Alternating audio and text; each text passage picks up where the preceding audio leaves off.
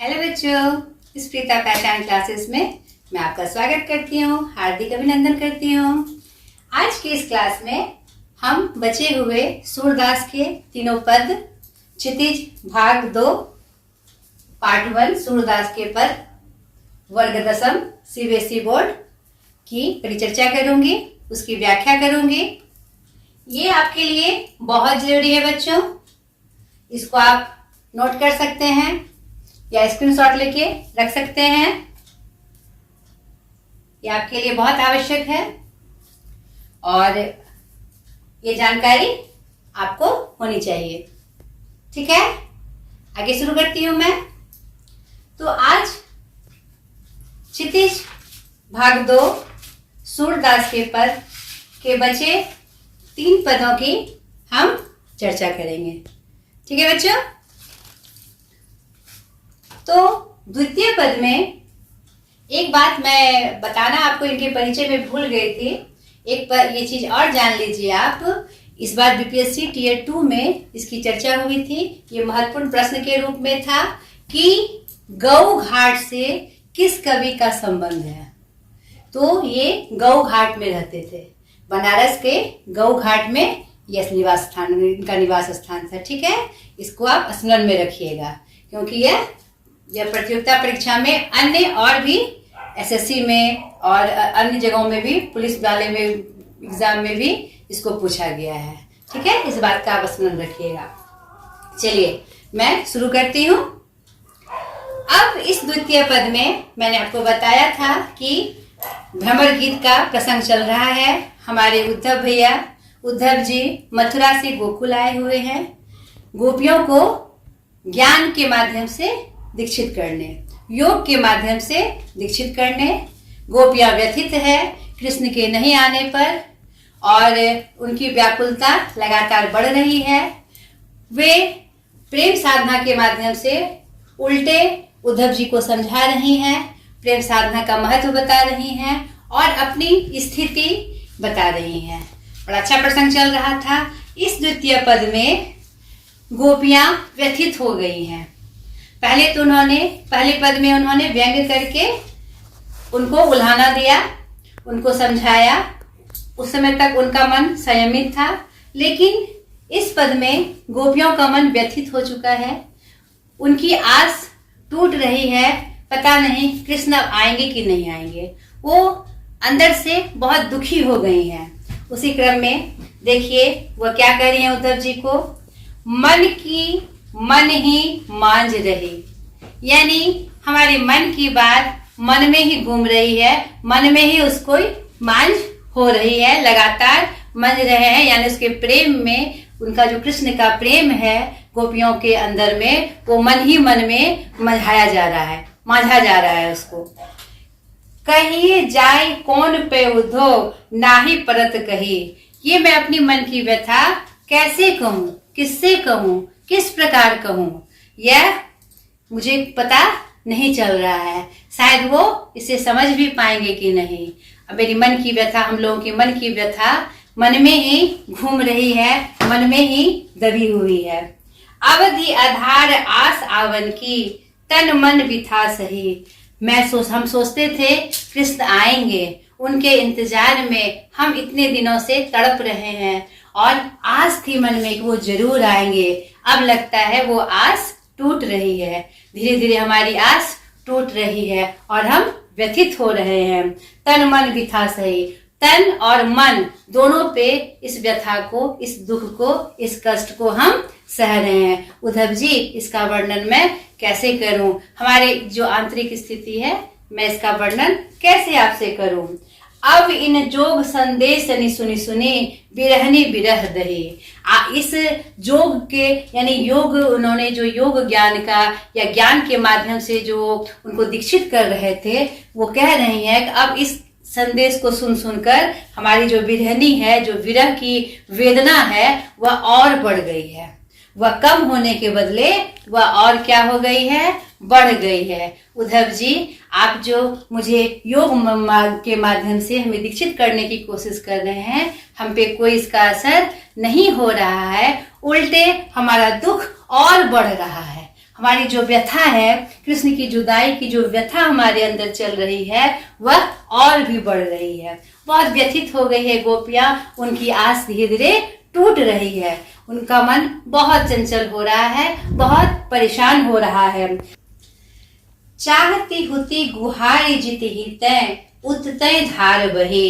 चाहती हूँ इस गुहार को मैं उन तक पहुंच जाए। ये जो हमारी गुहार है, ये जो पीड़ा है, काश किसी तरह कृष्ण के पास पहुंच जाए। बार बार ये गुहार लगा रही हूँ कि ये संदेश उन तक पहुंच जाए, हमारी जो स्थिति है वह कृष्ण तक पहुंच जाए। अब लेकिन ये धार या धारणा भी बहते जा रही है, मन व्यथित हो रहा है, जाने अब क्या होगा। सूरदास जी कवि कहते हैं, सूरदास अब धीर धरहि क्यों मर्यादा न लहे। अब मेरा मन इतना ज्यादा व्यथित हो गया है, इतना परेशान हो गया है, उनके प्रेम की आस में इतनी अधीरता आ गई है कि अब हमारी जो मर्यादा थी, जो मर्यादा हमने नहीं तोड़ी थी, अब वह भी टूटती जा रही है, अब वह भी टूट सी रही है, अब उसका कोई मतलब नहीं रहा। आज तक हम मर्यादा में रहकर कृष्ण की आस निहार रहे थे, बाट निहार रहे थे कि शायद हमारी यह व्यथा किसी न किसी रूप में कृष्ण तक पहुंचेगी और वहां से वो संदेश भेजेंगे, और या संदेश भेजेंगे कि हमारे मन को शांति मिले, और या तो ये वो खुद आए हमारे पास। लेकिन ऐसी आस अब हमें दिखाई नहीं पड़ रही है, उल्टे उन्होंने आपको भेज दिया हमें और दूसरे ज्ञान को सिखाने के लिए। अब इससे हमारी मर्यादा क्या हो रही है, टूटती जा रही है। इस पद में कवि सूरदास जी ने गोपियों के आंतरिक स्थिति का चित्रण किया है, वह कृष्ण के प्रति कितनी व्यथित है, नहीं उनकी जुदाई से उनको कितनी तकलीफ हो रही है, इसी का चित्रण हमारे सूरदास जी ने किया है। और ये जो भ्रमर गीत प्रसंग है ना बच्चों, यह हिंदी साहित्य की धरोहर है। इसके माध्यम से आज भी प्रेम की जो चित्रण है गोपी और कृष्ण के माध्यम से, आज भी वह प्रासंगिक है बच्चों। ठीक है,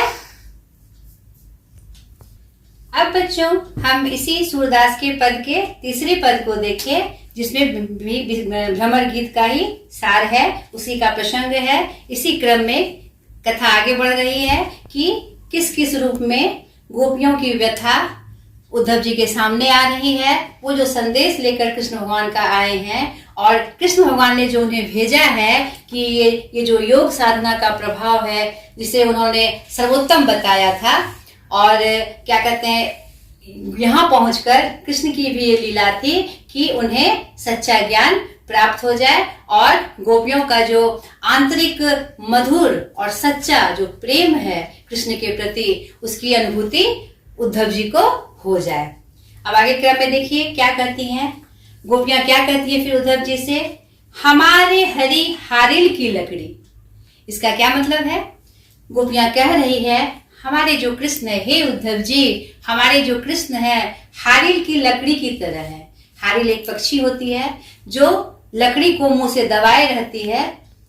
क्षमा चाहूंगी बच्चों, मैंने कहा कि मुंह में दबा के रखती, नहीं, हारिल पक्षी लकड़ी को हाथ से पकड़कर उड़ती है और उसे ऐसा लगता है कि उसी लकड़ी के सहारे मैं उड़ रही हूँ, और वह कुछ नहीं सोचती, यानी वही उसका आधार है, उस हारिल पक्षी का वही आधार है, ऐसा हारिल पक्षी समझती है। उसी तरह गोपी कह रही है, सारी गोपियां कह रही है उद्धव जी से कि हमारे जो कृष्ण है हमारे लिए क्या है, हारिल की लकड़ी बने हुए हैं, यानी हम सभी क्या हैं, वही हमारे आधार हैं, वही हमारे सब कुछ हैं, उनके बिना हमारा कोई अस्तित्व नहीं, ऐसा बताने की वो कोशिश कर रही हैं। मन क्रम वचन नंद नंदन उड़ यह दृढ़ करी पकड़ी, यानी मन से, क्रम से, वचन से, नंद नंदन मतलब नंद जी के नंद जी के पुत्र, उस नंद के हृदय में बसे हुए हैं वो कृष्ण, उनके हृदय में बसे हुए हैं।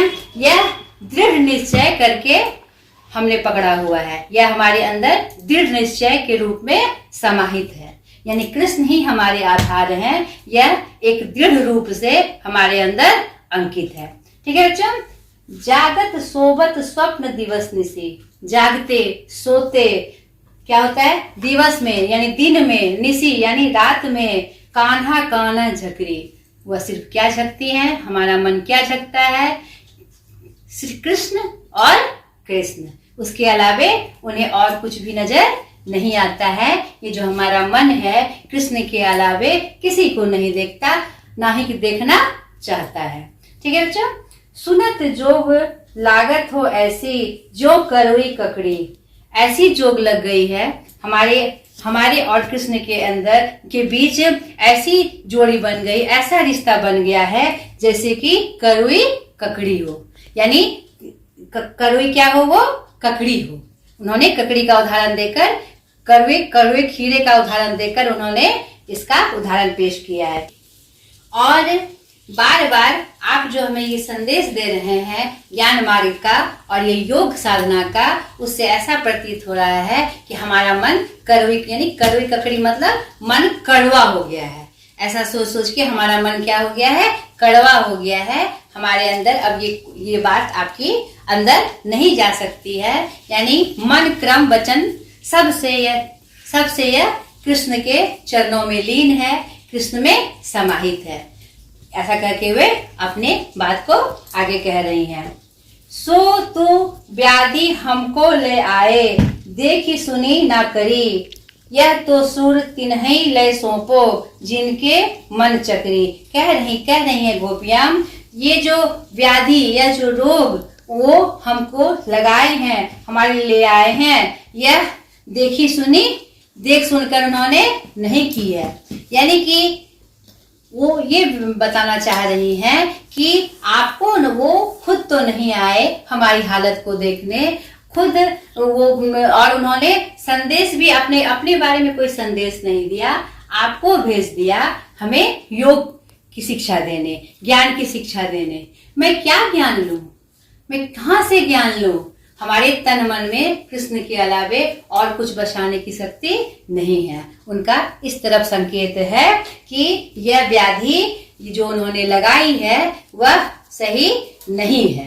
यानी कि वो फिर से जो हमें योग साधना के माध्यम से वो हमें दीक्षित करना चाह रहे हैं और हमें बदलना चाह रहे हैं, ऐसा संभव नहीं है। हमारा मन पूरी तरह से उन्हीं में रमा हुआ है। अब दूसरी कोई बात हमें समझ में नहीं आएगी। वह सुरती नहीं तो सौंपो जिनके मन चक्री, यह बातें उन्हीं को समझ में आएगी। ये योग साधना हो या ज्ञान हो या अलग प्रकार की बुद्धि हो, वह उन्हीं को समझ में आएगी जिसने ऐसा, जो उसके लायक हैं, जिसको इसकी चाहत है या जो इस चीज को पाना चाहते हैं। हमें कुछ नहीं पाना, हमें कृष्ण के अलावे, कृष्ण के प्रेम के आगे हमें कुछ नहीं पाना है। हमारा मन उसी में रमा हुआ है, अब वह किसी और को पाना नहीं चाहता है। इस तरफ उनका संकेत है बच्चों। समझ में आया? अब बच्चों हम सूरदास के चतुर्थ पद के बारे में जानेंगे, उसकी व्याख्या समझेंगे, जो भ्रमर गीत प्रसंग से ही लिया गया है। अब गोपियां उद्धव जी को उल्हाना दे रही हैं और साथ ही साथ कृष्ण को भी उल्हाना दे रही हैं। इस पद में आप देखेंगे कि कृष्ण को भी उल्हाना दे रही हैं। अच्छा, अब उन्होंने रूप बदल लिया, अच्छा अब वो दूसरे चीज में पारंगत हो गए, अब वो हमें नहीं समझ रहे हैं, अब वो हमसे मिलना नहीं चाहते, आदि आदि बहुत सारी बातें गोपियों के मन में आ रही हैं। उनका मन व्यथित है, आज टूटते जा रही है, और जो जुदाई का, उनसे दूरी का जो व्यथा है वह अंदर उड़ेल मार रही है, तूफान मचा रही है। और गोपियां क्या हो रही हैं, कष्ट में कभी उल्हाना दे रही हैं, कभी व्यंग कर रही हैं, कभी अपनी मन की व्यथा बता रही हैं। इस चतुर्थ पद में भ्रमर गीत का कौन सा प्रसंग है बच्चों, अभी हम जानेंगे एक एक पंक्ति के माध्यम से, और उसकी व्याख्या भी मैं कर रही हूँ। देखिए कितना अच्छा लग रहा है। हरि है राजनीति पढ़ी आए। अब वो थोड़ा सा चिढ़ गई हैं, चिढ़ के वो कृष्ण पे थोड़ा सा उल्हाना के रूप में वह उद्धव जी को कह रही हैं, और वो चाह रही हैं ये चिढ़न, ये जो मैं बोल रही हूँ, ये जाके उद्धव जी कृष्ण को सुनाए, किसी बहाने हमारी मन की बात कृष्ण तक पहुंच जाए। और संसार जान रहा है कि गोपियों को कृष्ण से कितना प्यार था। हम भी जानते हैं इस चीज को। तो देखिए, हरि है राजनीति पढ़ी आए। अच्छा, अब हरि कृष्ण जो है राजनीति पढ़ लिए है? नहीं, अब तो उन्हें राजनीति का ज्ञान, अब राजनीति वो सीख गए हैं। यानी कि राजनीति में जैसे किसी भी बात को जिसको उसको समझाना होता है, उसको सर्वोपरि बताकर राजनीति में ऐसा होता है, तो वही गोपियां कह रही है अच्छा कृष्ण राजनीति पढ़ लिए हैं ना, अब तो वो राजनीति सीख गए हैं। यानी कि उनको जो अपनी बात ऊपर करनी है उसी पे जोर देकर वो बातों को आगे बढ़ा रहे हैं, ऐसा कर रहे हैं वो। आगे देखिए बच्चों, समझी बात कहत मधुकर के समाचार सब पाए। यानी कि भौरों को, यानी भौरा जो मैंने आपको बताया कि इसी प्रसंग जब वो उद्धव और गोपियों का संवाद चल रहा था, एक भौरा आ जाता है तो भौरे पे कटाक्ष करके गोपियां कहती है अच्छा अब इनके माध्यम से तुम अपन जाओ, तुम जाके उनको ये बता दो ए भौरे।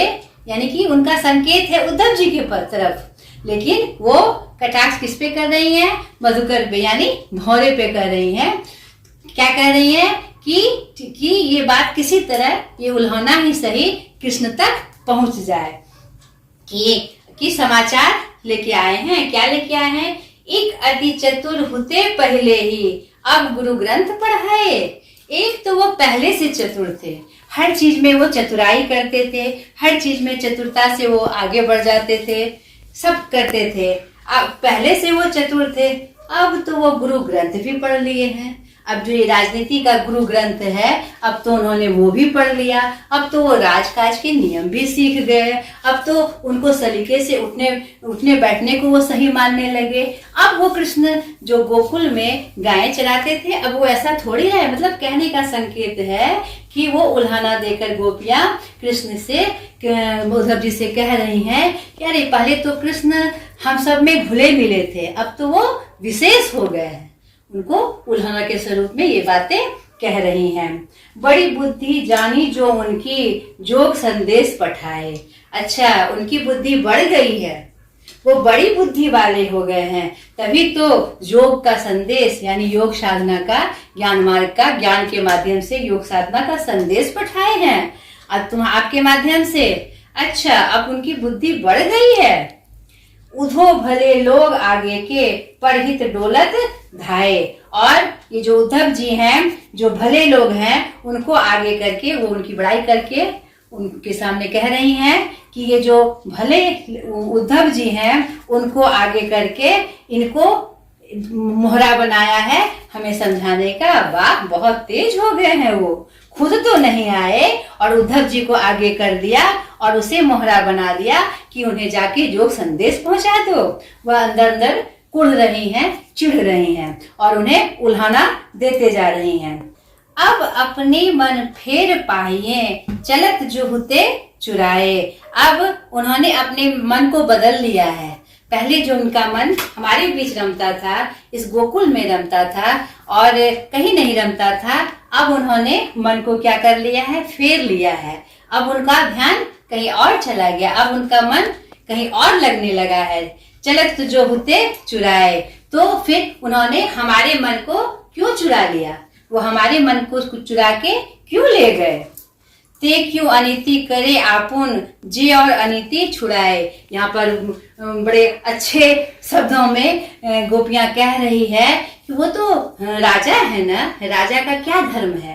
राजा का क्या धर्म है? प्रजा की रक्षा करना, उसके हर सुख दुख में शामिल होना। इस अंतिम दो पंक्तियों के माध्यम से देखिए गोपियां कितनी अच्छी बात कर रही हैं। जे क्यों अनिति करे आपुन, जे और अनिति छुड़ाए। वो ऐसी अनिति क्यों कर रहे हैं? वो तो राजा हैं, उन्हें तो प्रजा के हर सुख दुख का ध्यान रखना चाहिए। हम भी तो उनकी प्रजा हैं। हमारे जो मन की व्यथा है वो क्यों नहीं समझ पा रहे हैं? वो क्यों नहीं समझना चाह रहे हैं कि हम किस हालत में हैं? ये तो अनीति हुई, ये तो अनीति। और वो अनीति कैसे कर सकते हैं? जो दूसरों को नीति का पाठ पढ़ाते हैं। तो फिर वो खुद ये अनीति क्यों कर रहे हैं? यानी उल्हाना स्वरूप गोपियां उनसे कह रही है, चिढ़ के मुंह बना के राज धर्म तो यही सूर जो प्रजा न जाहि सताए। सूरदास जी कवि कहते हैं, हे उद्धव, राजा का तो धर्म होता है कि वह प्रजा को नहीं सताए, यानी उसे कष्ट ना दे, हर तरह से उनको क्या करे, उसे सुविधा दे, उसके सहायक बने। तो ये कृष्ण का कौन सा मतलब है, ये वो कौन सा राजधर्म निभा रहे हैं जो हमारी बातों को वो नहीं समझ रहे हैं। वो तो मुझे कहीं ना कहीं से सता रहे हैं। हमारे अगर वो उद्धव जी को भेजकर वो हमें समझा नहीं रहे, हमें स्थिर नहीं कर रहे हैं, हमें और क्या कर रहे हैं, व्यथित कर रहे हैं, हमें और भंवर में फंसा रहे हैं, हमें उबार नहीं रहे हैं, हमें भंवर में फंसा रहे हैं। कितना अच्छा प्रसंग था बच्चों। आज हमने इस सूरदास के चारों पद को खत्म किया, इसकी व्याख्या आपको समझाई। ये एक बहुत ही महत्वपूर्ण पाठ था जिसकी जानकारी हमने आपको दी। तो आशा करती हूँ आपको हमारी व्याख्या समझ में आई होगी।